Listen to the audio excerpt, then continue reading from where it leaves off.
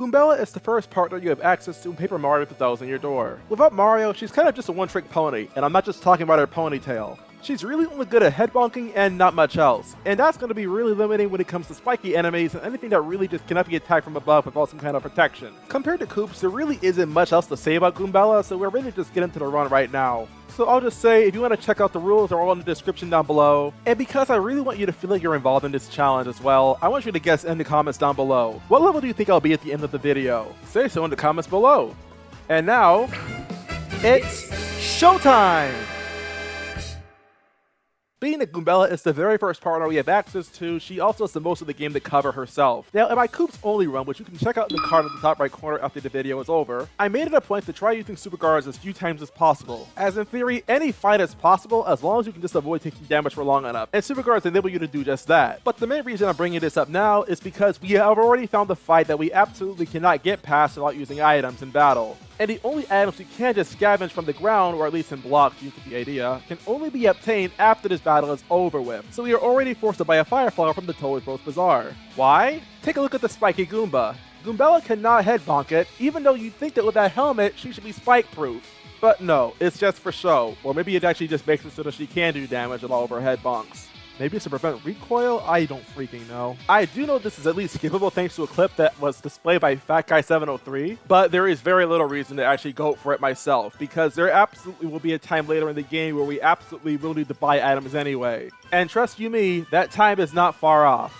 So I'll swallow my pride and take our first penalty in this challenge by buying a fire flower. Now it's time to challenge the first boss in this challenge, the blooper guarding the way to Paddle Meadows' pipe. All around, it is not a tough fight. He only has an attack point of 1, so if you guard, you don't have to worry about taking any damage off with the entire thing. Unfortunately, it is impossible to do this in a single cycle, and he will have to climb back up to the ceiling before you can finish him off, but that's really it. This fight is otherwise not noteworthy in the slightest. I do take a lot of damage from this battle, but it's mainly because I'm not necessarily in practice when it comes to this boss. Like, I very rarely ever really fight it, and I'm not well accustomed to the guard's timing. It is also kind of annoying how the blooper's tentacles have 3 HP and Goombella's headbonk at max only do only 2. But when the most of it worries is just that the boss can be a bit inconvenient, then there really is not much else to talk about here. Chapter 1 involved a ton of item usage, and that's because this game really wants to hammer in that items are going to be very useful throughout the game. And there's a lot of enemies with defense that necessitates the PAL blocks that are available in Chapter 1 just before Shrunk Fortress. So the 2 that we can find in the entire game have to already be exhausted in both the ball clefts as well as the bristles here. The mini-boss in Shrunk Fortress being the Gold Fuzzy, however, doesn't really have that problem. You just have to keep guarding, keep headbonking away, and eventually you do win the fight. But the fire flower that you find in Rogueport sewers, as well as the fire flower just before the Swamp Bus in Shrunk Fortress, are absolutely required to deal with Red Bones in Hooktail Castle. You do still have a mystery item, however, in your inventory, but you're better off saving it for Chapter 3 instead of using it here in Chapter 1. We are now free to raid Hooktail Castle, rank up Goombella with the shiny sprites we find, and buy a flower saver repeat from Dazzle. On to Hooktail herself, she was actually a very easy boss this time around, thanks to having Mega Rush P in my inventory. Really, the only concern was getting myself to a point where I had only 1 hit point left, and then just spamming multi-bonk and headbonk accordingly. As you can see, Goombella's multi-bonk is capable of doing some ridiculous damage with enough power behind it, enough to clear bosses of all their HP in mere seconds. And it paints a really clear picture just how wild Goombella's damage output really is compared to how much range she has to attack. She can only focus on 1 target at a time, but when she does, she hits hard. Early in the game, it's excessive. Later on, however, it just may be what we need to have a chance. Beginning Chapter 2 and the Shadow Sirens are upon us. Our first encounter with them goes very smoothly. What you want to do is target Belladam first, but don't knock her HP below 5. If you do that, then she'll command her sisters to use their elemental attacks as well, and those can't be guarded whatsoever. In fact, only Belladams can, which I think is kind of weird, but oh well. Thanks to having access to multi-bonk, that's not really a problem, as after the first headbonk knocks her down to 5 HP, multi-bonk can finish her off no problem with at least 4 hits. After that, the order you eliminate the Shadow Sirens is inconsequential, but I would recommend knocking out Marilyn second just because she has the highest attack stat, and Vivian last because she's mostly harmless. As for Magnus Von Grapple, he is also a very easy boss. Thanks to damage dodge, you don't have to worry about taking any damage at all from the smothering stunt that Magnus has on his disposal. Once the X-Fists come out, however, attack one of them and then just spam multi-bonk until Magnus Von Grapple goes down. This boss is considered a joke for various reasons. I'm pretty sure you can guess why. Now it's Chapter 3. And this chapter has a lot, and I mean a lot of enemies that you just need to buy items for. Let's count them all. Let's see, there's Pokies, Lakithus if only for their Spinies, the Mind Bogglers if only because of the Piranha Plant, the obvious exception with the Iron Clefs, the Red Spike Tops, the second pair of Bristles, Dark Craw, and the Heckin' Koopinator. On the other hand, there's also Bowser. And despite the obvious 2 horns that he has, he's not spiky, so just 3 multi-bonks later and he's done. You think the King of the Koopas would be a lot more foreboding than this, but he really isn't that hard. Yeah, Mario's HP ended up being pretty dang low, but that was mainly because of getting weakened by the Magic Masters previous. By the way, if you saw that mystery, this would be the time to use it because there really aren't any future enemies that you want to really save it for. Around this time we also get the Charged P badge, and this badge will be an absolute godsend for the fight with Rock Hawk. His fight is actually really straightforward until he reaches about 13 or less HP. And that's because at that HP range, he'll start grabbing onto the ceiling. Goombella cannot target him on the ceiling, so you have to be a little bit more cautious on your approach. Keep his HP above 13, then use charge a couple of times. If you have Power plus Speed equipped, however, you only have to charge once. One 5-hit multi-bonk later, and he's gone. Monster Grumble was a little too silly for my liking, though. When he started making himself dodgy, increasing his evasion, I just kept using charge until he stopped being dodgy, and later on in the fight, an audience boo made him invisible for a turn. Once I finished charging though, I was just 1 multi-bonk away and the battle was over just like that. Yeah, combine charge speed and multi-bonk and you've got basically a nuclear weapon in your arsenal. Chapter 4 is creeping up on us now, and we have to battle both Atomic Boo as well as Dupless. And I am mentioning Atomic Boo for the first time because I was not going to battle him if it's an optional boss fight with a character that can only target enemies on the ground and Atomic Boo is in the air. Makes sense, right?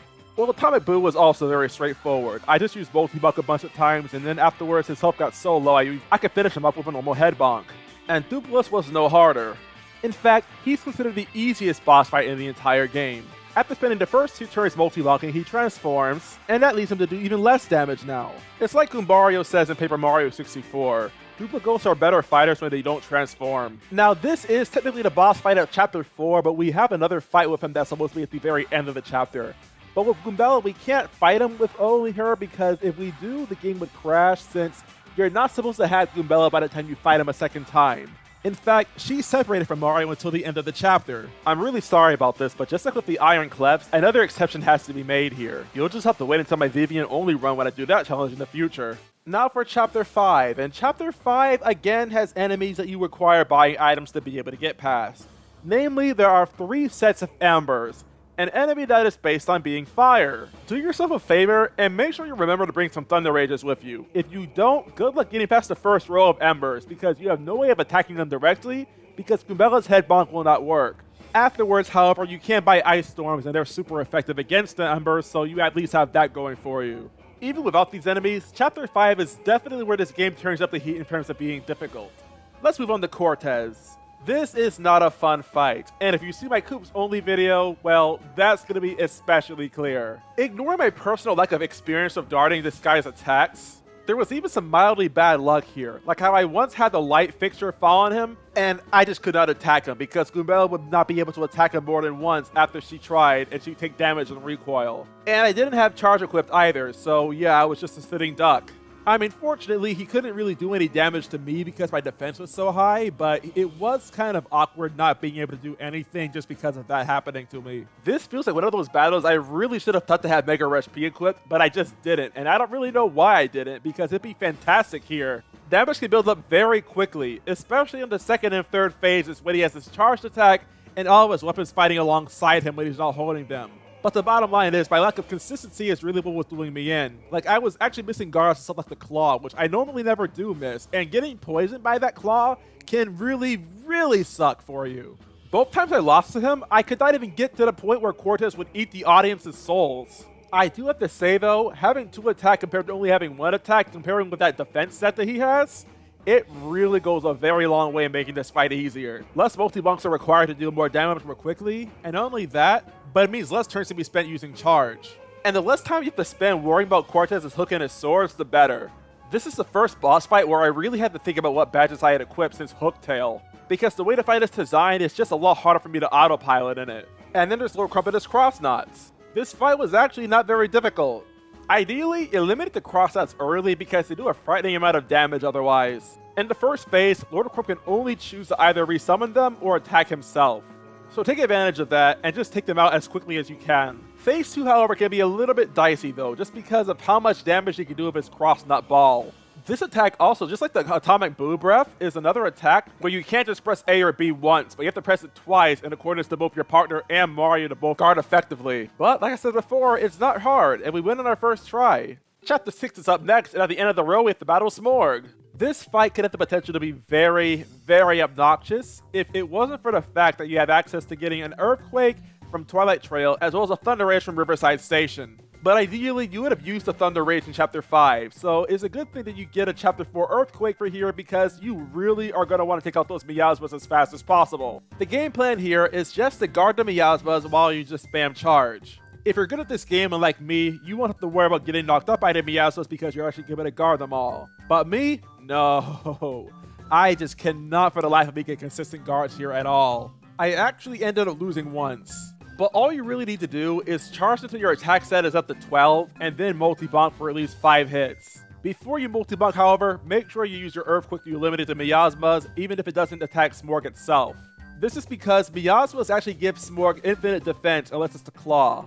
In a fight that I dare say well overstayed its welcome, it doesn't really take too long to finish if you know what you're doing. It's just that I'm really out of practice, and even if I was in practice, this is not a fight that I have very much experience with either. You also may have noticed I have a 4th move now in Raleigh Wink, and this move is also completely useless for me, so just understand that if you're ranking it with Merlin again, it's mainly for the extra attack power, because giving an extra turn to Mario doesn't really help you whatsoever. Just like that, we already have 6 crystal stars. Man, this game just came and went. Chapter 7 features only one boss, and it's Magnus von Grapple 2. This fight could have went wrong in 2 ways. Either because I did not calculate my HP correctly and I had 2 HP instead of just 1 left, so Mega Rush P was not a factor at all, or the fog that the Shy Guy would summon would end up making me miss. Fortunately, neither of those 2 ended up biting me in the butt. And thanks to Charge P, this fight did not last long whatsoever. But you know something? The first 7 chapters are child's play. No. What you really came to this video for is Chapter 8. It's featuring a bunch of bosses with high attack and high HP, and a very high chance of failure. Now do this. Click the video on the screen right now. It'll take you to watch Goombella's venture through Chapter 8. If that video isn't out already, then go ahead and check out my last challenge video where I use only Koops throughout the entire game. And when you do that, you're going to treat yourself because this is a very interesting section of bosses. I'll see you next time.